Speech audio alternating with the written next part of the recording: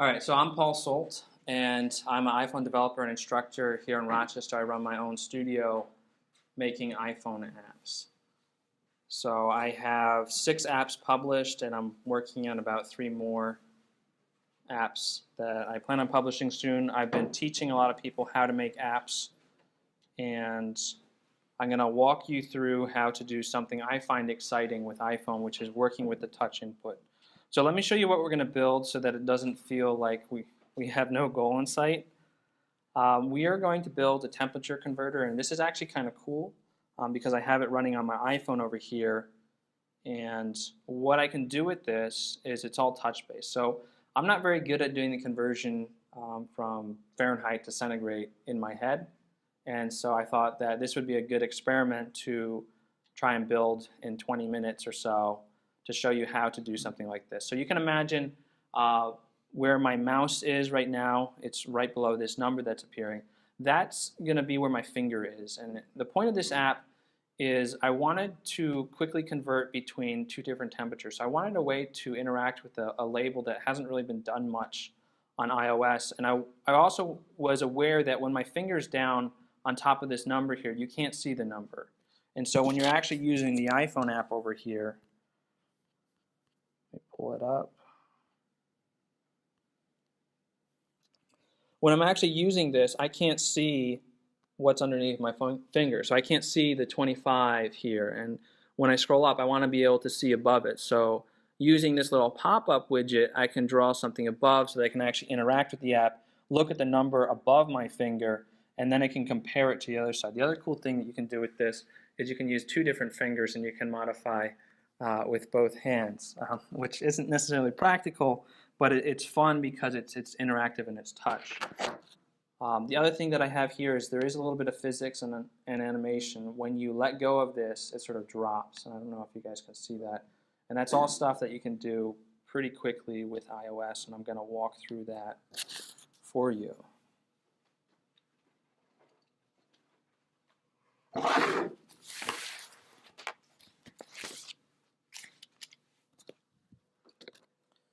Okay, so we're going to go ahead and just start a new project. And hopefully I can do this on the fly.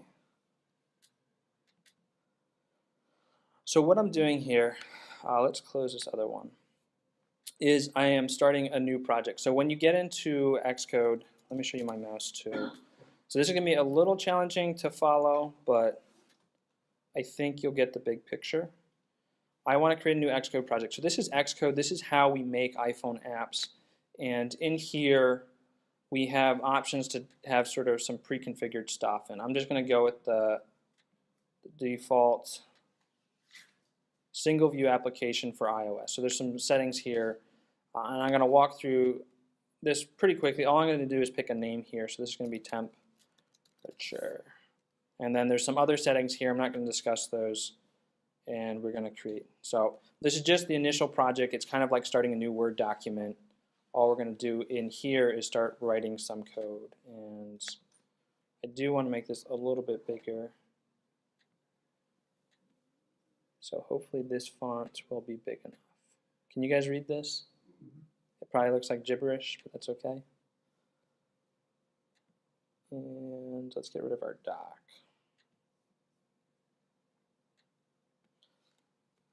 Okay, so the first thing that happens when this app starts is we have this app delegate class which will start, and these are our files on the left. The only thing that we really care about right now is our main storyboard and our view controller. So we're going to go into the main storyboard, and this is our canvas for creating an iPhone app. Now I'm going to do things a little bit differently than most people do for an introductory app. I want to do something that I think is good for starting an app, and that's doing sort of UI blocking with custom views. And so what we're going to do here is we're going to add a custom view, and I'm going to set the color to gray so that we can see it here. I'm going to resize this so that it is going to be 160 pixels wide by 80 pixels tall. And we're going to have 2 of these components. So if you remember from the demo I just did, we had 2 different sliders. What I want to do is I want to reuse code. I don't want to do the same thing twice. So we're going to create a new class that we're going to put in here. So the first thing I'm going to do now is to create a new file on the left, and oops. So let's go ahead and create a new file. We're going to create 2 files, or 3 files. We're going to create an Objective-C class for a UI view, and we're going to call this the slider view. And in here, we just create it, we add it to the project. So it's like adding an image to your Word doc or something like that. We're just adding another file to work with here. And we want to attach an interface here. So this is where I think the cool part is when we can actually define and create new user interfaces that are reusable, and that's what we're doing. So we're creating a slider view, and the slider view is going to be 3 different files. There's going to be an interface file, which is the visual thing where we can actually manipulate, and then there's going to be the code file that's going to run things. So the first thing we need to do is we need to change it so it's going to be free form so that we can resize this. This is going to be the same size as that little block that I drew before. So it's going to be 160 by 80 pixels. And we do not want the battery icon on it, so I can turn off the status bar.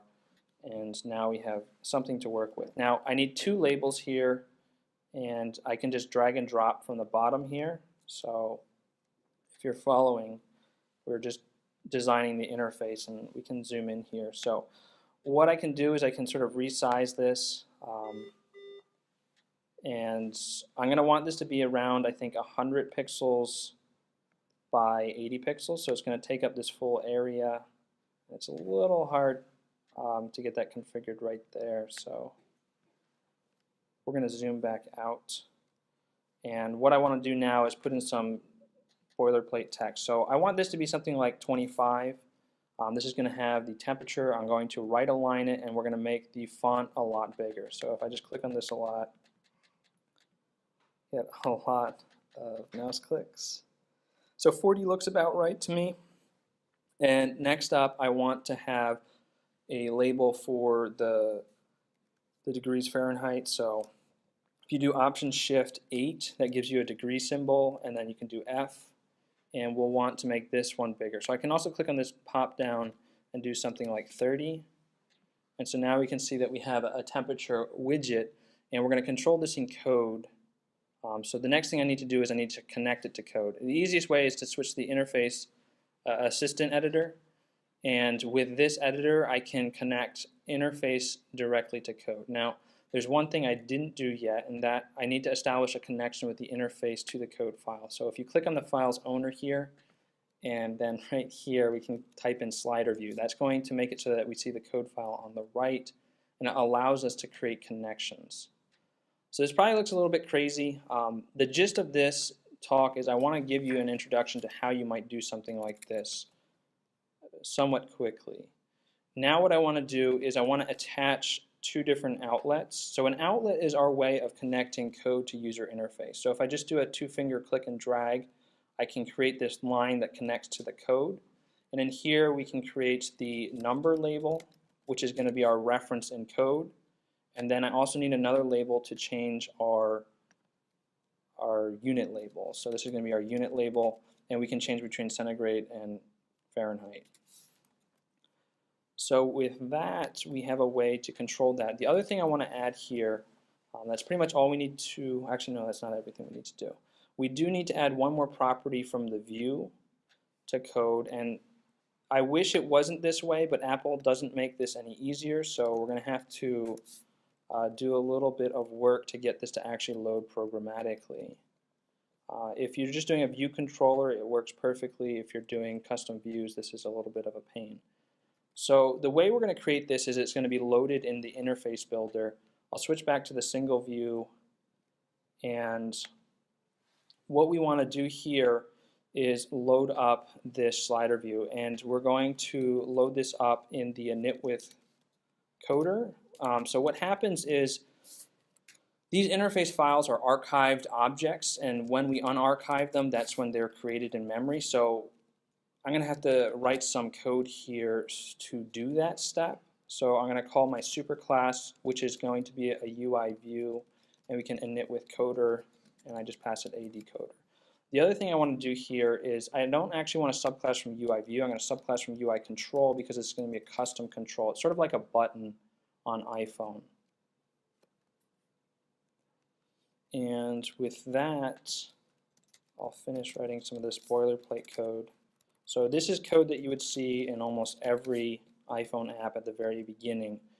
And once we do this, the next step is we need to actually load up the user interface. So I'm trying to make this so that it will just magically work for us. And right now I guess I can show you what's going to happen, as we're not going to see anything except gray boxes. So I'm running the app. I use the Command R shortcut, and we just see these gray boxes. So what we're going to do is make it so that it loads the special views. And so I need to use the main bundle here. So I'll do something like NS bundle, main bundle, and then there's this method here called load interface file or load nib file. And here we just pass the name of the interface file, which is slider view, and the owner is going to be self, and then our options are going to be nil. Now with this will actually load up the interface, but nothing is connected, and so I have to do this step, and I wish I didn't have to do it, but I have to say self add subview and then self.view. The other thing I also need to do is I need to set the bound. So I need to say how big this rectangle is, and I can get that from the subview. So what I do here is I say self.bounds is equal to self.view.bounds. And if everything works out correctly, instead of just seeing gray squares, we should see the interface that I designed, and we don't. All right.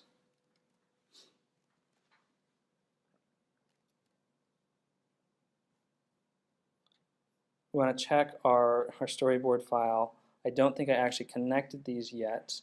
So the class type hasn't been set for these. So the way this is going to work is I type in the class type for slider view on both of these, and that should give us a visual component. So now we see them. So all of that work we just did was just to get two reusable things. We can't click on them yet or do anything, so now we can add some gesture interaction to them. So in slider view, after we do our initial setup, which were those 3 lines, what I'm going to do is add a gesture. And I really like gestures because I think they're super easy to use. They're a lot easier than the other ways to work with touch input. Now granted, I say this is easy. There's a lot of difficulty. There's a lot of stuff to learn. But gestures make things easier than the other ways that you can get touch input. So we can create a UIPanGesture. A UIPanGesture allows you to move your finger across the screen and get input from it. So we can create a pan gesture, and this will be a UIPanGestureRecognizer. We alloc it. This is basically giving us the memory that we need, and then we do init with target, which sets up the memory for us. So our target's going to be self. Self is a pointer to this current object in Objective-C, so you'll see that a lot. And then the action, we're going to have a selector. So there's a special Objective-C syntax keyword called selector, and here we can pass it basically a function name. And so we're going to create a function called handle pan gesture. And then all we need to do is we say self add gesture recognizer, and we pass it the pan gesture. So this will give us updates. Now if I were to run the app right now and try anything, it would crash anytime I touch the app because I haven't implemented this method. So we go ahead and we can implement the method, and we can create this pan gesture method. So this is going to be an Objective-C method. It's going to take one parameter, that's what the colon stands for, and that's going to be the UIPanGestureRecognizer, and I'll just call it gesture. Now in here, just to see if things are working, we can print out gesture, and then let's print out translation in the Y direction. So I'm going to create a variable called Y, and right now I have a bug until I create that variable, and it's going to be a float Y is equal to. Now gesture has this method that I can call that will give me the distance that I'm moving, and so I can get that by saying translation in view, and gesture has a reference to the view, so I can just say gesture.view. Now that's going to actually give me a point, which is going to be an XY coordinate. I only care about the Y coordinate right now because I want to go up and down. So I'm going to just grab the Y using the dot syntax to get the Y coordinate. And with that, we can go ahead and run this. And I actually mistyped the name of the function. It should be handle pan gesture. And I should be able to drag up and down. So on the right, we can now see the translation that I'm doing. It's small and it's in that bottom corner. And we can actually use that in our code to update the temperature. So what I'm going to do here is say self.numberLabel.text is equal to. Now what I have to do is I have to convert a number into a string so I can display it on the screen. So there's a distinction between numbers and text on iPhone apps. And so I'm going to do a conversion, and I'm actually going to round the value. So I'm going to do the round function. I'm going to pass it y, and then I am going to ask it for the string value. And if we do this, we should see that our interface is now going to display some numbers. It's not going to be necessarily the right numbers that we want to do, but this could work for what we're doing. So I have a way to control this. Now what we want to do is, since this is a UI control, we can send an event, send actions for control events, and there's a UI control event when we actually change a value. So value changed. This is going to say that some value is changing. Now the other thing that I'm not doing right now is I don't have a variable to control the number, so I'm going to go ahead and create a new property. It's going to be assign non-atomic, and this will, let's go with a double value, and I'll call this number. So number is going to be our way for controlling this, and I want, instead of just having this y property, I want to have number equal to our translation. So I'll just say number, and I'll do self.number, which is using the property syntax. Actually, no, I want to do underscore number. So underscore number is going to be the ivar, or the instance variable. That's going to be the private variable for our value. And instead of displaying y, we're now going to round our number. And we can comment that out.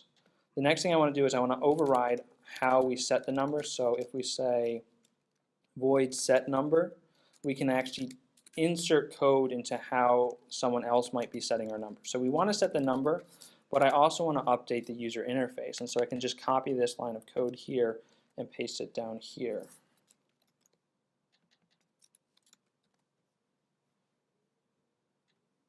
So it's still working. Now we need to make it so that they can sort of update each other.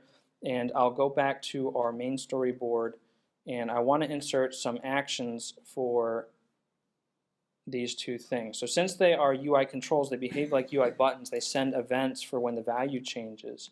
We should be able to just link them in right here, and this will create a action. So this will be our Fahrenheit action. Fahrenheit value changed, and then the other one will be our Celsius.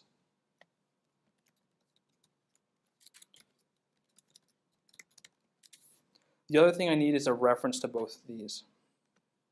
So if I create an outlet, that will allow me to do this. I'm not great at spelling these.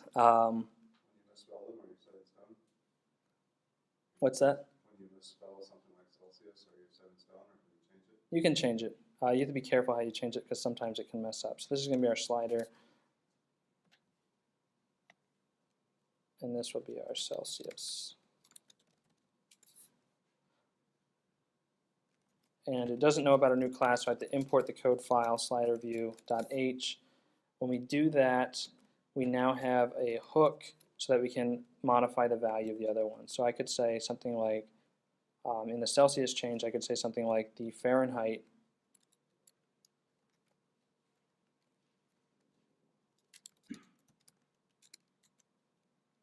number is equal to self.Celsius slider dot number. So this should make it so that if I move the Celsius, both numbers move.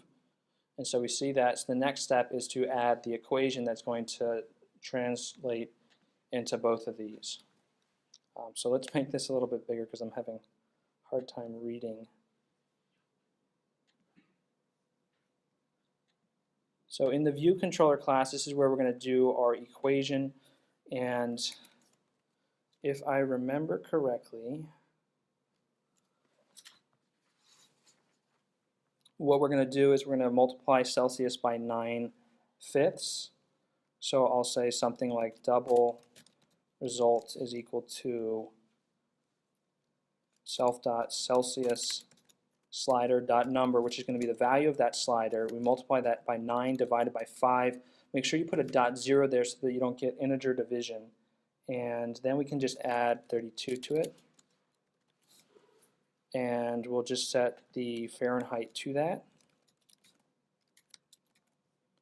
And then we'll go the other direction. Double result is equal to self.Fahrenheit slider.number.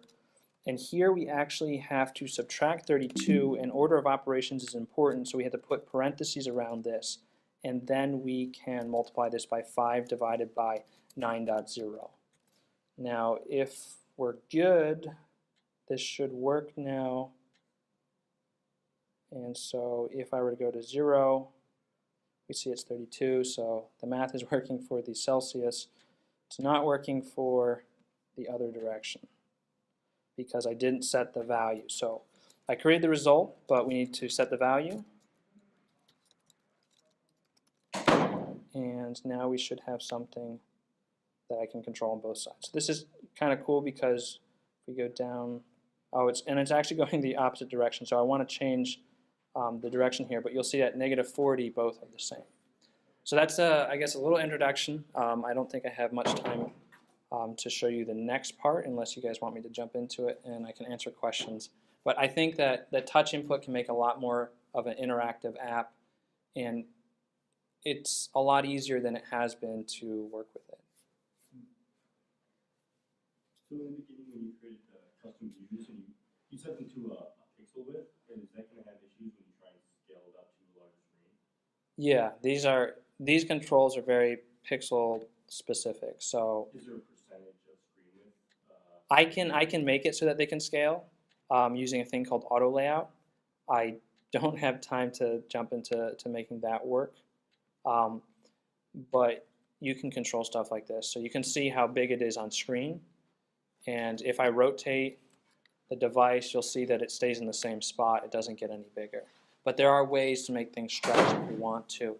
The thing that I see with this app is I'm going to be running this. So here's the other version. I'm probably going to make this specific for the iPhone, and what I want is I want an artist who can give me art assets, and I don't want the art assets to necessarily always stretch, so I might want, I don't know if this works, but I was envisioning a little sort of pop-up graphic rather than just a square. And so what I did before is I have this little square that appears, but I had imagined an artist could give me something that I could make it look a whole lot more sexy.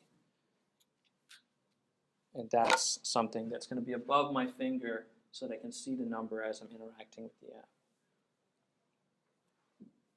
How different is Objective-C from like C or C++? Is it a lot different? Well, Objective-C is based on C. So if you know C, it's pretty straightforward. It just adds objects, sort of how C++ does, and allows you to do a lot of stuff. What the power is with Objective-C is all of the libraries and support that Apple has given you to make apps. So the touch input, the animation system, the physics system, there's a lot of cool stuff that you can do with Objective-C just because there's such a strong code base from Apple that you can leverage. For your apps, how much do you use the interface builder versus manual programming?